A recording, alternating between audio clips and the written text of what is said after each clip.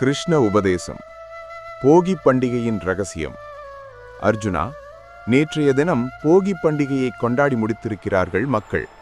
பழைய பொருட்களை நெருப்பிலிட்டு எரித்தார்கள் அல்லவா? ஆனால் இதன் பின்னணியில் இருக்கும் மிகப்பெரிய ரகசியம் உனக்கு தெரியுமா? பகவத்கீதையின் 2ஆம் அத்தியாயத்தில் நான் உனக்கு ஒரு தத்துவத்தை சொன்னேன்.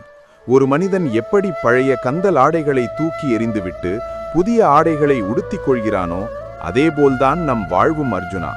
போகி என்பது வெறும் பழைய துணிகளையோ மரக்கட்டைகளையோ எரிப்பது மட்டுமல்ல. உனக்குள் இருக்கும் பழைய கசப்பான நினைவுகள், தீய எண்ணங்கள், பொறாமை மற்றும் தேவையற்ற கவலைகளை எரிப்பதற்கான நாள்தான் இந்த போகி.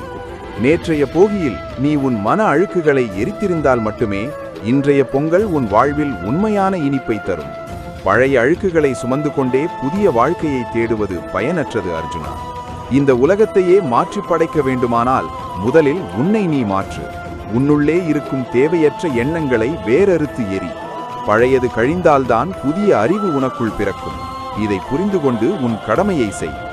பார்த்தாயா அர்ஜுனா, தர்மத்தின் ரகசியம் இவ்வளவுதான். நண்பர்களே, உங்கள் மனதிலும் இந்த தத்துவம் ஒரு மாற்றத்தை உண்டாக்கியிருந்தால் இந்த வீடியோவுக்கு ஒரு லைக் போட்டு உங்கள் அன்பை தெரிவியுங்கள். உங்கள் நண்பர்களும் உறவினர்களும் இந்த வருடம் பழைய கவலைகளை மறந்து புது பொலிவுடன் வாழ இந்த உபதேசத்தை அவர்களுக்கும் ஷேர் பண்ணுங்கள். உங்கள் மனதிற்குள் இருக்கும் எந்த பழைய கவலையை இந்த போகியில எரிச்சிட்டு புது மனுஷனா மாறப் போறீங்கன்னு மறக்காம கமெண்ட்ல சொல்லுங்க. நான் உங்களுக்காக காத்துக்கிட்டு இருக்கேன். உங்கள் அனைவருக்கும் என் இனிய பொங்கல் நல்வாழ்த்துக்கள்.